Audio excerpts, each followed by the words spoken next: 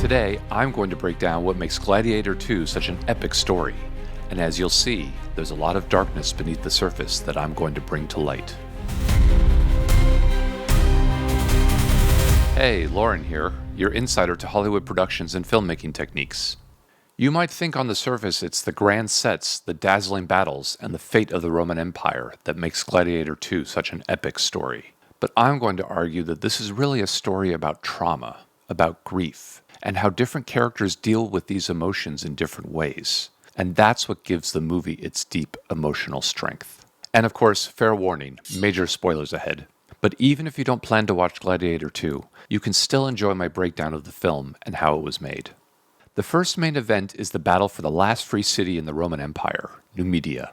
Attacking the city is General Acacius on behalf of the Roman emperors, and this intro shot of him eating in front of his soldiers shows his high status. It shows he's relaxed, confident, and in charge, a commonly used device to introduce villains in particular. The defense of the city is led by the protagonist, Lucius, who is shown kissing his wife before they go into battle together, which in movies often means the kiss of death. And by the way, I just really love this shot. The Roman fleet slowly closing in, suffocating the city. There are beautiful warfare shots, with balls of fire and men flying everywhere. But by far the most important shots during this battle, in fact, the only shots that really matter, are the ones of the two main characters on either side. In this close-up shot, actor Pedro Pascal's face displays the strength and resolve of the entire Roman fleet. And he carries that weight so well, it's hard to look away from him. Same on the other side.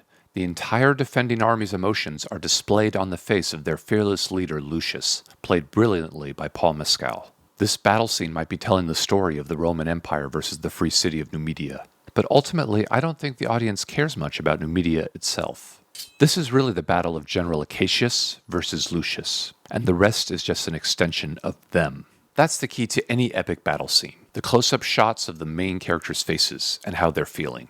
And even when the hand-to-hand combat starts, the filmmakers wanted to be certain that we know exactly where the two leads are at all times. So they're the only ones without helmets covering their heads and faces. Look, you can even see the general throwing his helmet off as he enters the battle. It makes absolutely zero sense. But I bet you the director or the director of photography said, screw it, we don't see him enough with his helmet on. Kill him!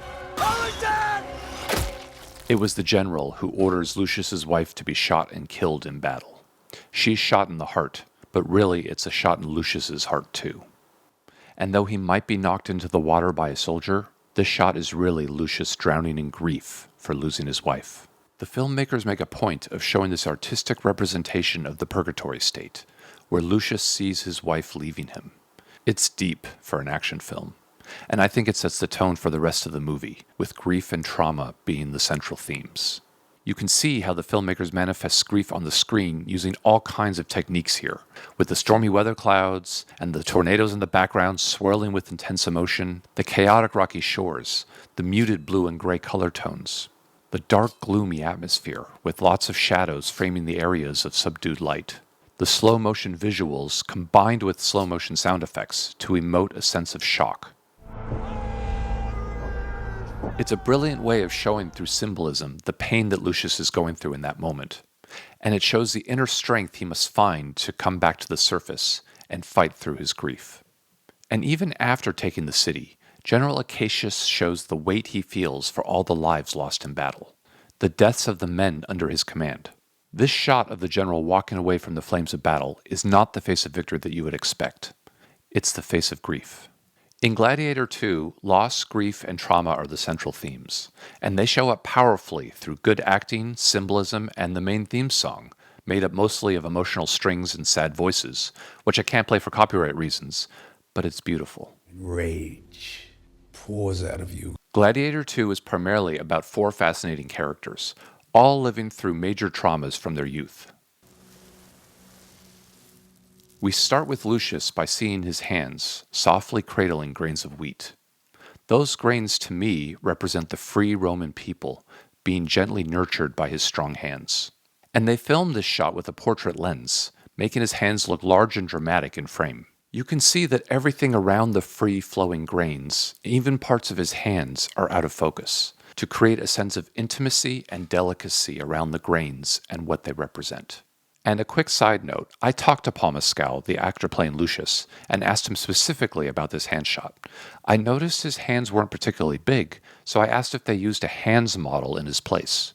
He said they were actually his hands, but since he'd been lifting weights so much leading up to the shooting, his hands were swollen and callous from gripping all the weights, and that helped them look the part.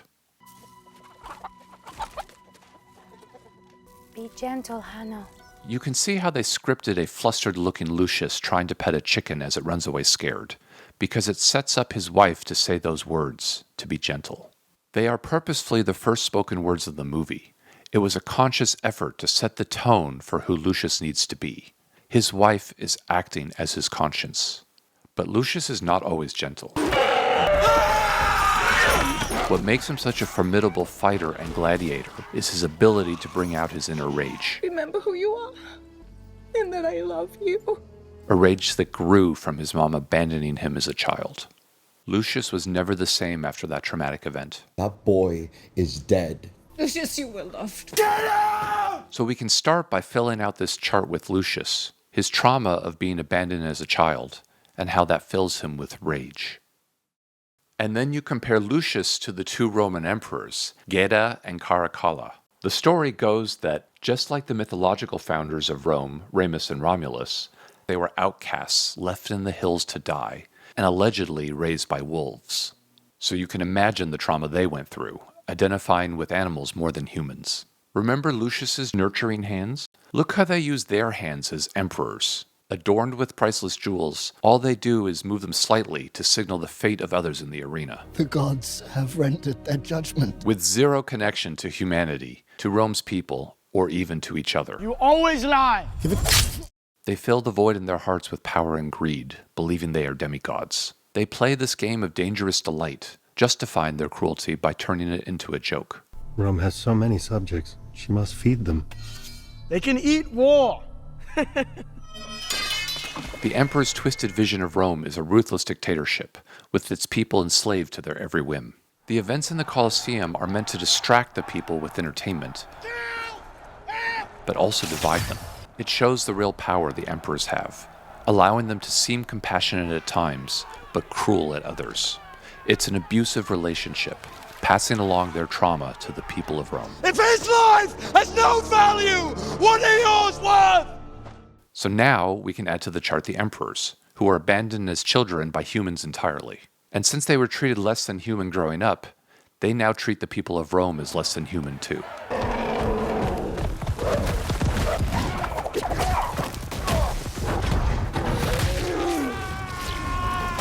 They find great amusement in the gladiator mutilations, clearly favoring the animals they put in the ring against them.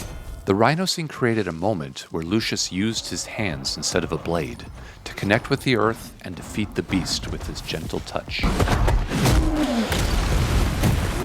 The interesting part about this scene is they constructed a fully remote-controlled animatronic Rhino, which with the help of AI might have looked something like this, which they later replaced with the digital one. And when it ran into the wall, it broke the machine. So they only got to film that shot once, with like 20 cameras covering it from every angle, and thank goodness they did. After the crash, you only see the Rhino again in this shot, standing still, grazing like a cow, because they couldn't move it again after it broke.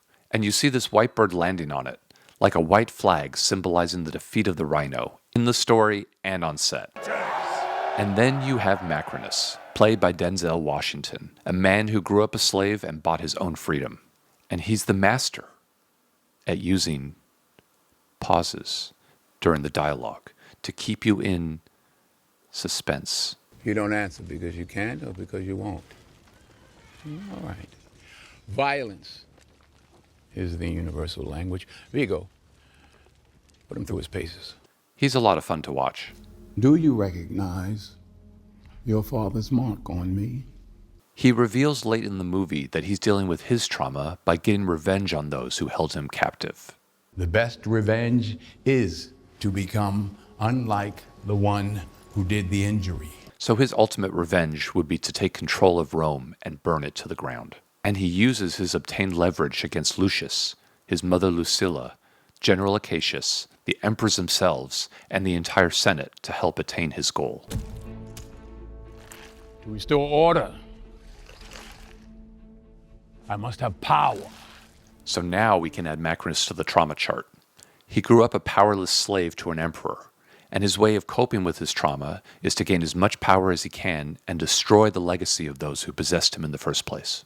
His master plan brings him head-to-head with Lucius. Remember when Lucius's wife was shot in the heart?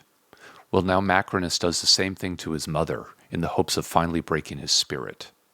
I love the contrast during this fight of Macrinus's luxuriously flowy clothes to reflect his opulent and whimsical personality versus the rags and armor of a Roman soldier worn by Lucius. And as Macrinus tries to stab Lucius in his heart repeatedly under the water of grief from losing his mother, Lucius draws from his father, Maximus, from Gladiator 1, by wearing his father's armor to defend himself. But it's also symbolic of drawing on his father's values. What we do in life echoes in eternity. And also drawing on his past experiences of surviving the depths of despair, to not let his spirit break, to get up once more and triumph over the vindictive Macrinus. Remember the symbolism of all those hands with the other characters? Macrinus overplayed his. And by the way, Macrinus doesn't drown in grief. He drowns in his own blood, which is fitting after all the royal blood he drew along the way. Gladiator isn't really about the strength to win battles in the arena. It's about the strength to endure trauma and loss, and not let the darkness take over. You can see what it did to the emperors, who felt no love growing up. They had no love to give, and that ultimately led to their demise. And same with Macrinus, born a slave who fills his empty heart with hate, power, and revenge. But Lucius deals with the loss of his loving wife and mother by filling his heart with love for the Roman people, never losing sight of who he is or what he stands for. I grew up hearing stories at my grandfather's knee.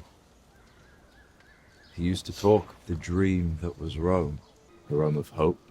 It was so fragile, you could only whisper it, or it would vanish. And he knows to bring back the Rome of freedom and peace that his grandfather spoke of, he has to be gentle, so not to blow that fragile hope away in the wind. If you like this video, please hit that like button below. Make sure you're subscribed to my channel and leave a comment so we can talk more about Gladiator 2 in all its glory.